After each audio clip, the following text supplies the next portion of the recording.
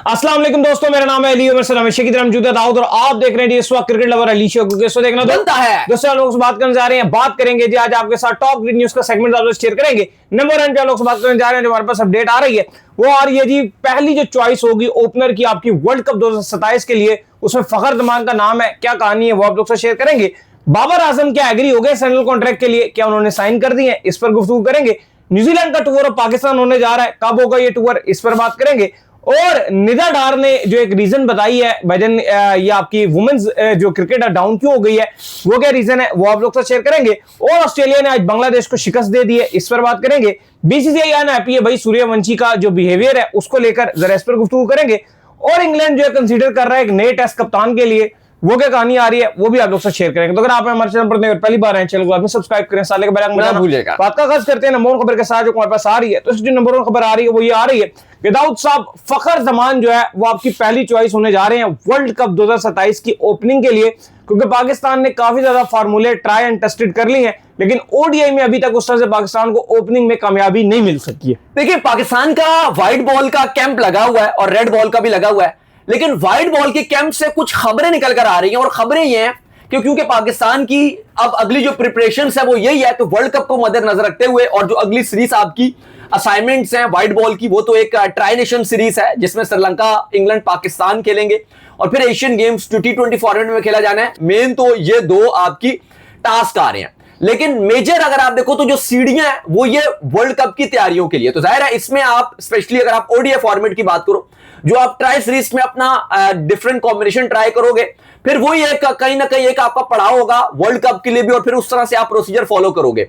तो खबरें निकल कर आ रही हैं कि पाकिस्तान क्रिकेट बोर्ड की जो नई मैनेजमेंट है, अगर आप सिलेक्टर्स की बात करो, कोच की बात करो, माइक हैसन है, अगर आप सिलेक्टर्स की बात करो तो काफी सारे नजर आते हैं, आकिब जावेद समेत, और जो बाकी सारे नजर आ रहे हैं, ये सोच नजर आई है और ये बताया जा रहा है कि फखर जमान को फुल तरीके से बैक किया जाएगा।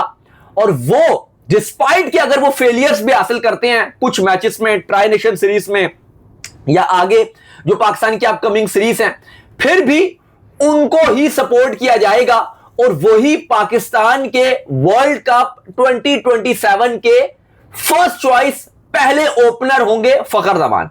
अब फिर सवाल आएगा कि दूसरी चॉइस क्या, क्योंकि जो आपका पीसीबी है वो ये कहता है कि सेकंड जो चॉइस होगी, यानी कि सेकंड ओपनर जो होगा फखर जमान के साथ, उसमें हम अपने लिए ओपन रखेंगे, यानी कि अगर हम देखेंगे कि हम किसको हम रखें, और उसमें जो अगर आप देखें तो मां सदाकत ने भी परफॉर्म किया लेकिन उतना ओडीआई में नहीं कर सके। दोबारा T20 में ले आए साइम अयूब ओडीआई में अगर आप उनकी परफॉर्मेंस देखो तो बहुत आउटस्टैंडिंग है ओडीआई में। ऑस्ट्रेलिया में रन बनाए, साउथ अफ्रीका में 100 बनाए, बेहतरीन किया। कहा गया उनके लिए भी दरवाजे खुले रहेंगे। और फरहान, जो साबिता फरहान है, जो भी एशियन गेम्स में उनको बनाकर कप्तान बनाकर भेजा गया, उनके लिए भी रास्ते खुले रखे जाएंगे। लेकिन इस रेस में मार सदाकत ओडीआई में शायद थोड़ा सा पीछे रहे। फरहान और साइम के दरमियान बहुत टफ मुकाबला रहेगा। यह भी बताया जाता है कि फरहान ने अभी ओडीआई में उस तरह से परफॉर्म नहीं किया। यह जरूर है कि साइम अयूब की करंट जो फॉर्म है T20 की वो बहुत बेकार है, जिसकी वजह से उनको ओडीआई में भी आप कहो कि अच्छी निगाह से नहीं देखा जा रहा। लेकिन जो फरहान है उन्होंने T20 में जरूर अच्छा परफॉर्म किया है और करंट फॉर्म भी उनकी अच्छी है, लेकिन ओडीआई में वो परफॉर्म नहीं कर पा रहे हैं। तो कहा जा रहा है कि इन दो में से, फरहान और साइम में से एक होगा फखर के साथ, लेकिन फखर को फुल एतमाद दिया गया है कि आप ओपनिंग करोगे। और साउथ अफ्रीका में जहां पे आपने कमाल कर दिया, तो किसी भी पाकिस्तानी बल्लेबाज का साउथ अफ्रीकन सरजमीन में सबसे ज्यादा रन है तो वो आपके फखर जमान है। किसी भी बल्लेबाज का जिम्बाब्वे में ऑल टाइम हिस्ट्री में सबसे ज्यादा स्कोर है तो वो फखर जमान का। फखर जमान ने कमाल किया हुआ है, 200 भी मारा हुआ है। तो फखर जमान का साउथ अफ्रीका और जिम्बाब्वे दोनों रीजन में सबसे ज्यादा रन भी है। और अब जो पीसीबी है वो फखर जमान को अपनी फर्स्ट चॉइस ओपनर जो है वर्ल्ड कप के लिए देख रहा है।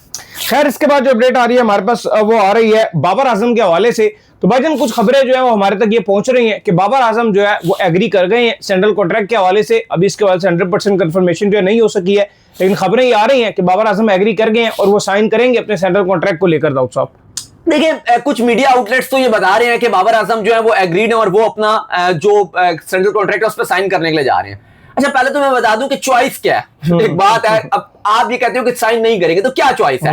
मतलब कोई प्लेयर, सॉरी टू से, इस टाइम अगर आप देखो कोई प्लेयर भी आपको कि इस काबिल है, या अगर चलो परफॉर्म भी करता, अच्छा ये कह रहे थे कि भाई हम मजबूत है, क्या कोई खिलाड़ी आर्ग्यू भी कर सकता है? अच्छा ये कह रहे थे कि जो हम है ना, हम ये करेंगे जी कि क्या कहते हैं कि इसको बड़ा हम छुपा के रखेंगे। खबरें तो $20,000 की सामने भी आ रही हैं। नहीं, तकरीबन कहा जा रहा है कि 45 लाख तक कह रहे हैं कि लमसम देंगे। 45 लाख रुपए जो आपकी एक कैटेगरी है उसको 44 या 45 लाख कह रहे हैं कि उसको देंगे पीकेआर में। अब देखो, अब बाबर आजम तो क्यों साइन नहीं करेंगे? उनको एक कैटेगरी में रखा है। अब ना करें ना खिलाड़ी, जिस तरह 2023 में इन्होंने ज़का अशरफ को ब्लैकमेल किया था, जिस तरह वहां पर इन्होंने जो इतने टोपी ड्रामे लगाए थे, अब कोशिश करें ना, अब करके दिखाएं ना। उस टाइम तो ज़का अशरफ को टोटल ब्लैकमेल करते थे। नहीं, जो ए बी कैटेगरी है, अब उस जो बाबर आजम है वो ए कैटेगरी में, ए बी का मतलब होता है 1 कैटेगरी, सबसे ऊपर वाली कैटेगरी है। फिर ए जो कैटेगरी है वो 2nd कैटेगरी है, वो कम पैसे मिलेंगे। बाबर आजम तो नंबर 1 कैटेगरी में है ना। मतलब मैं ये समझना चाहूंगा कि उनका क्या मुतालबा होगा। वो यही चाहेंगे ना कि वो सबसे सुप्रीम कैटेगरी में देखे जा रहे हैं, क्योंकि वो ए बी कैटेगरी में है। पर मैं हमेशा से एतराज उठा रहा हूं कि ये जो पीसीबी ने दिया, मुझे नहीं लगता कि खिलाड़ियों को इस पर इशू होगा, लेकिन इस पर हमें इशू है। और वो इशू ये है कि यार पहले सेंट्रल कॉन्ट्रैक्ट जो मिलता था वो परफॉर्मेंस बेस पे मिलता था।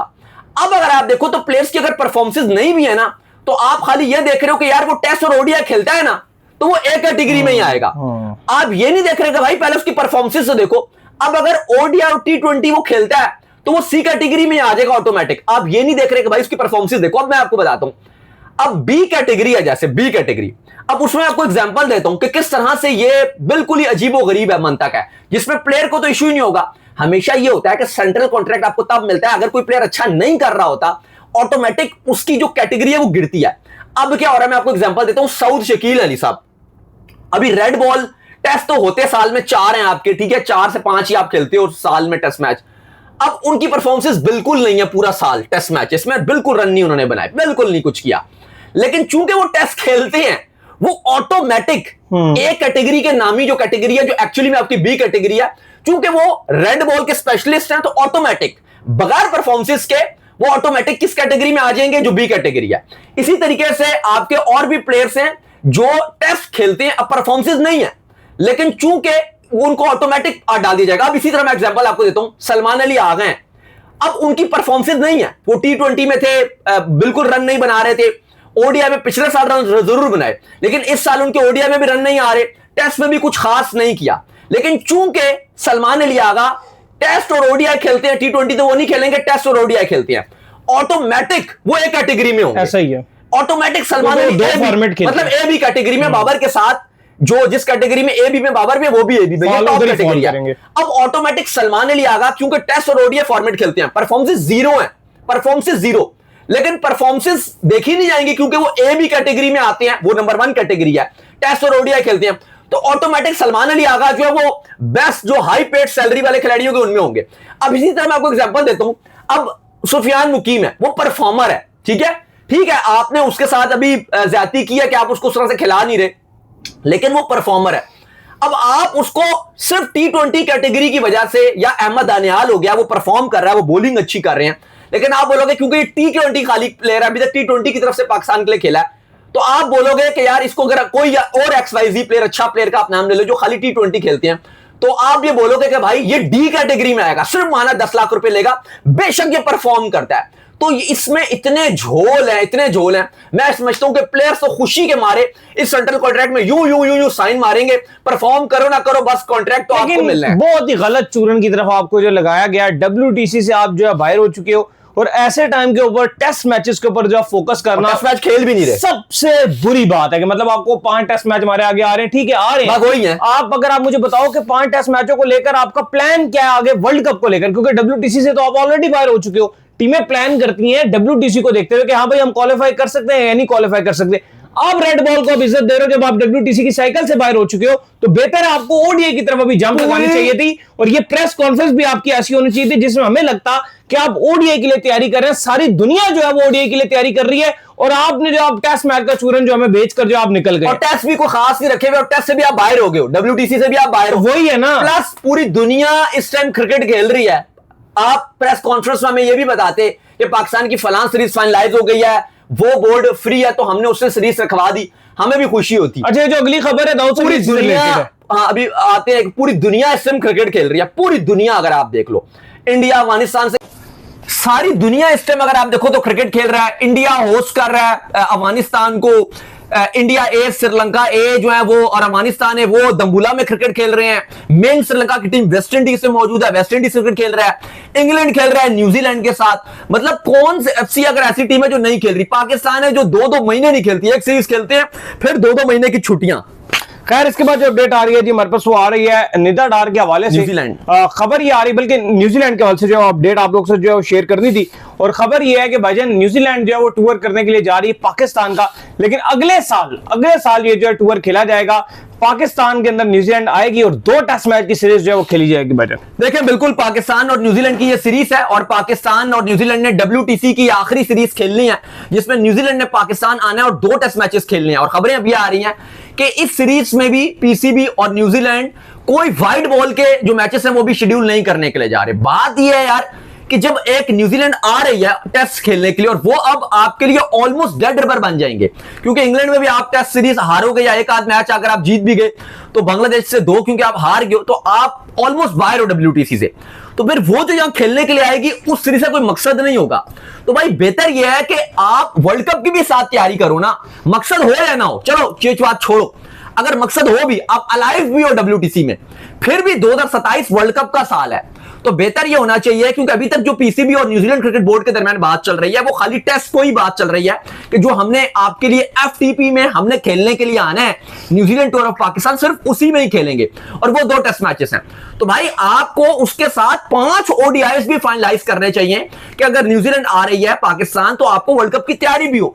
तो न्यूजीलैंड उसके दरमियान आपको एडजस्टमेंट करनी चाहिए कि जो 2 टेस्ट मैचेस हैं साथ 5 ODIs भी होने चाहिए। अब आप देखो ना, न्यूजीलैंड इंडिया को होस्ट कर रहा है तो प्रॉपर ODIs भी होस्ट कर रहा है, 5 T20s भी होस्ट कर रहा है। तो जब न्यूजीलैंड आ ही रहा है, फ्लाइट भी ले रहा है, यहां पर होटल्स में भी ठहरेगा, तो हफ्ता 10 दिन और रोककर एक ODI सीरीज की भी एडिशन होनी चाहिए। लेकिन फिलहाल अपडेट यह आ रही है कि मार्च में जो न्यूजीलैंड ने पाकिस्तान का दौरा करना है उसमें सिर्फ वो 2 टेस्ट मैचेस ही खेलेंगे। अभी तक कोई PCB ने उनको एक्स्ट्रा प्रपोजल, जो आपका इंटरनेशनल डिपार्टमेंट है जिस पर हम बहुत क्रिटिसाइज भी करते हैं कि वो बिल्कुल बुरी तरह नाकाम रहता है पाकिस्तान को बड़ी सीरीज खिलाने में या होस्ट करने में या आपके टूर फाइनलाइज करने में, तो एक बार फिर उसकी नाकामी नजर आ रही है। खैर, इसके बाद जो अपडेट आ रही है हमारे पास वो आ रही है वुमेन्स की परफॉर्मेंसेस को लेकर। तो वुमेन की परफॉर्मेंसेस जो है वो इतनी डाउन हुई है, इसके ऊपर जो है निदा डार आई है, और उनका ये कहना है कि जो जुनैद खान को आखिरी टाइम पर जो है वो हटा दिया गया पाकिस्तान क्रिकेट बोर्ड से, इसकी वजह से वुमेन्स की जो परफॉर्मेंसेस है वो बहुत ज्यादा डाउन हो गई हैं जी। अच्छा, निदा डार पाकिस्तान की कप्तान भी रही हैं, अच्छी परफॉर्मर भी रही हैं।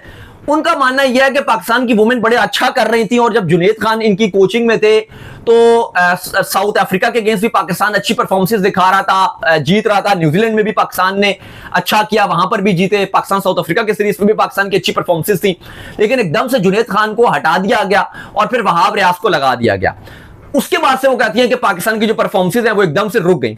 अच्छा देखिए, वहाब रियाज की अगर आप बात करें तो उनके साथ काफी अच्छा ताल्लुक है हमारा, और इवन जब भी मुलाकात होती है तो बहुत अच्छे से वो मिलते हैं, काफी वो बात भी करते हैं हम दोनों के बारे में, वहाब रियाज के और भी चले वो छोड़े, लेकिन काफी अगर आप देखें तो वो एक हंसमुख इंसान है। जब भी हमारी बात होती है बहुत अच्छे लेवल पे बात होती है, लेकिन स्टिल हमारे दोस्त भी है, लेकिन स्टिल हम ये बात करेंगे कि वहाब रियाज को PCB बहुत ज्यादा अगर आप देखो तो सपोर्ट करता है। वहाब रियाज अब ऐसे ही आगे हैं, ऐसे आगे हैं। समझ ही नहीं आती कि वो मैनेजर रहते हैं टीम के साथ, फिर कभी सिलेक्टर लगा देते हैं, वहां से अगर आपने हटाया तो आपने वुमेन्स में लगा दिया। भाई मैं ये कहता हूं कि वहाब रियाज, मैं ये नहीं कह रहा कि वो बुरे हैं, आपने उनको लगाना है, आप PCB में कोई और उनको अदा दे दो। भाईजान वहाब रियाज इस वक्त जो है वो आपके साथ ऐसे चिमट चुके हैं जैसे मिसबाउल हक, जैसे आकिब जावेद, सेम वहाब रियाज, तीनों का ये फ्रीक्वेंट जो है बन चुका है। और पाकिस्तान क्रिकेट बोर्ड इनसे बड़ा खुश रहता है, इन तीनों बंदों से, और किसी न किसी तरह इनको जो है वो वे देता रहता है। नहीं देखें, अब आकिब तो चले, वो तो एक अलग लेवल पे पावर्स बहुत ज्यादा है। वहाब का ये है कि ऐसा नहीं है कि कोई उनके पास खास पावर है, लेकिन पाकिस्तान क्रिकेट बोर्ड से जाते नहीं है वो। उनका नहीं, वहाब का काम हल्का फुल्का सा शफीक वाला है, हाँ। जो सही बात है, क्योंकि जब भी मेरी उनसे बात हुई थी आपकी पाकिस्तान टीम के वाले से, तो वो एक हमेशा से उन्होंने अपने आप को बताया कि यार मेरी कोई नहीं सुनता।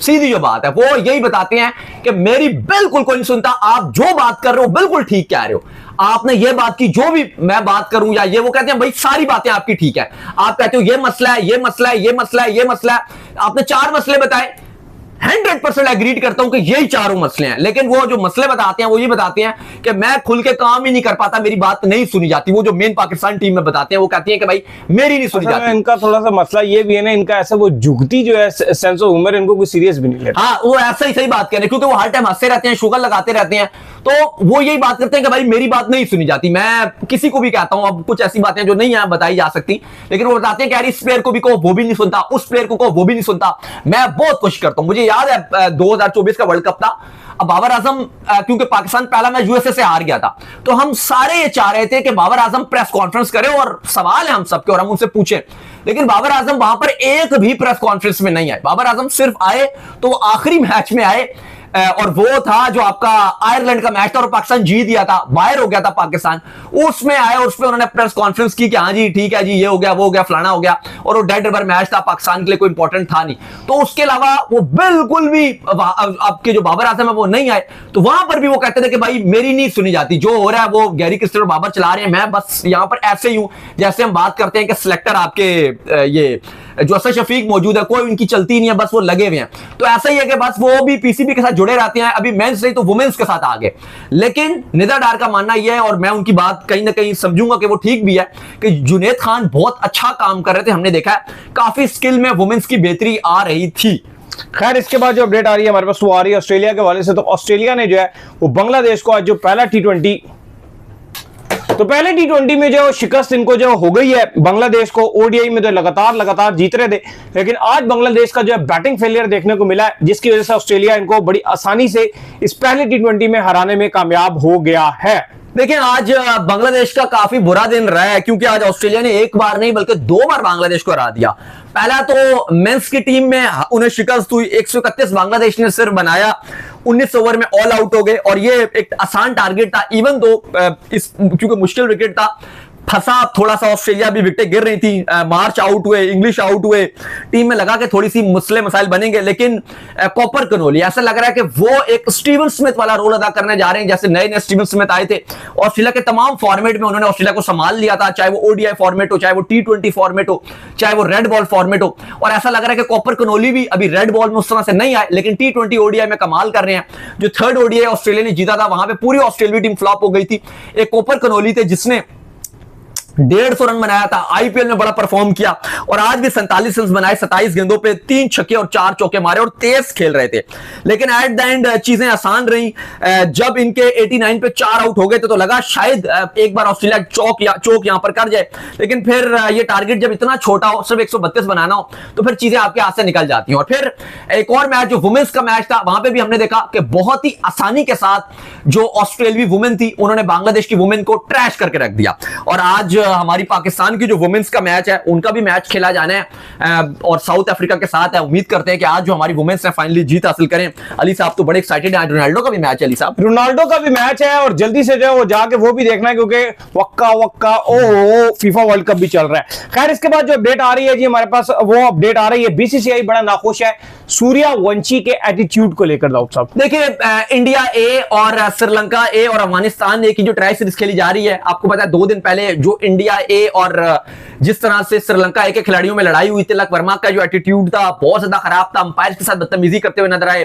फिर उसके बाद श्रीलंका के खिलाड़ियों के साथ सूर्यवंशी उलझ पड़े, बाद में भी वो गाली गलौज चलती रही और धक्के मुकम हुई। इस पर बीसीसीआई के जो सेक्रेटरी हैं देवजीत साइका, वो आए हैं जिन्होंने आपको बताया कि जय शाह को रिप्लेस किया। उन्होंने इस पर बड़ी बरहमी का इजहार किया और उन्होंने कहा कि बिल्कुल भी खिलाड़ियों को इंडिया ए का हमारा बड़ा इंपॉर्टेंट टूर चल रहा है, इसमें से हमने सेलेक्ट करके आगे भी हमारे फ्यूचर में खिलाड़ी खेलेंगे जो मेन इंडियन टीम है, और इस तरह का एटीट्यूड बिल्कुल भी काबिल बर्दाश्त नहीं है। और उन्होंने सूर्यवंशी और बाकी जो टीम के खिलाड़ी और इंक्लूडिंग जो स्पोर्ट्स स्टाफ जो कोचेस हैं उनको कहा है कि भाई आप गेम पर फोकस कीजिए, ये जो आउटसाइड वाली चीजें हैं, ये लड़ाई करना, ये फलाना करना, इस पर बिल्कुल आपने फोकस नहीं करना। याद रहे कि आज इंडिया ए और अफगानिस्तान ए का मैच खेला गया, जहां पर इंडिया ए ने अफगानिस्तान ए को शिकस्त जरूर दे दी, जिसके बाद इंडिया फाइनल के लिए क्वालिफाई कर गया। और कवी इम्कान यही है कि क्योंकि श्रीलंका सेकंड पे फिनिश कर रहा है और अभी आपका जो अफगानिस्तान है वो थर्ड पे है, अगर अफगानिस्तान श्रीलंका को बहुत बड़े मार्जिन से हराता है तो फिर तो चांस रहेगा कि अफगानिस्तान फाइनल में चला जाए। अदरवाइज अगर क्लोज मैच भी श्रीलंका हार भी जाता है, स्टिल श्रीलंका फाइनल में जाएगा। तो इंडिया श्रीलंका का फाइनल एक बड़ा ही आप कह लो कि मजेदार होने जा रहा है। क्या वहां पर दोबारा से लड़ाई शुरू होगी? लेकिन जिस तरह से बीसीसीआई ने इस पर इंडियन खिलाड़ियों को बोला कि भाई आप बिल्कुल मस्ती नहीं करोगे और तमीज के साथ आप जो है वो खेलो, इस तरह का गलत मैसेज आप मत दो। हमने आपको कहा कि गेम पे फोकस कीजिए और उस पर ही आपका फोकस होना चाहिए। खैर इसके बाद जो अपडेट आ रही है वो आ रही है इंग्लैंड के हवाले से। तो भाईजान इंग्लैंड जो है वो कंसीडर कर रहा है न्यू टेस्ट कप्तान के हवाले से, किसको कंसीडर किया जा रहा है जी? देखें, अब एशेज के लिए इंग्लैंड ये सोच रहा है कि शॉर्ट टर्म के लिए जाया जाए, ये ना हो कि एक यंगस्टर को कप्तान बनाकर एशेज में उतारा जाए। और खबरें अभी आ रही है कि जो जॉय रूट है, रूट को इंग्लैंड अपना एशेज में ऑस्ट्रेलिया के अगेंस्ट कप्तान बनाने का सोच रहा है। और वो कह रहा है कि फिर उसके बाद हम ये सोचेंगे कि स्टोक्स की जगह फुल टाइम कौन रिप्लेसमेंट हमारी अच्छी हो सकता है। लेकिन फिलहाल जॉय रूट एशेज में इंग्लैंड के कप्तान होंगे अगर स्टोक्स के मामला तय नहीं पाते तो ये इसी भी फैसला कर चुका है। दूसरी तरफ हम देख रहे हैं काफी ज्यादा आवाजें उठ रही हैं और स्टोक्स को इंग्लैंड के जो साबिक क्रिकेटर्स हैं वो सपोर्ट कर रहे हैं। खैर चलें जी, उम्मीद करते हैं आज का हमारा शो आपको आएगा। वीडियो को लाइक कीजिए, हमारे चैनल को सब्सक्राइब कीजिए, साथ लेके बेल आइकन को बजाइए। एक और काम कर लीजिए और वही कर लीजिए, इंस्टाग्राम पर जाइए, इंस्टाग्राम पे मुझे फॉलो कर लीजिए, वहां पे मैं मौजूद हूं दाऊद क्रिकेट के नेम से। अगर आपको कोई सवाल है तो भेजिएगा और इनको भी फॉलो मुझे फॉलो कीजिए। मैं मौजूद क्रिकेट लवर अली ऑफिशियल के नाम से लिंक डिस्क्रिप्शन में मौजूद है, जाइए फॉलो कीजिए। आप सुनते हैं नेक्स्ट वीडियो में, ख्याल रखिए। अल्लाह हाफिज, बाय बाय।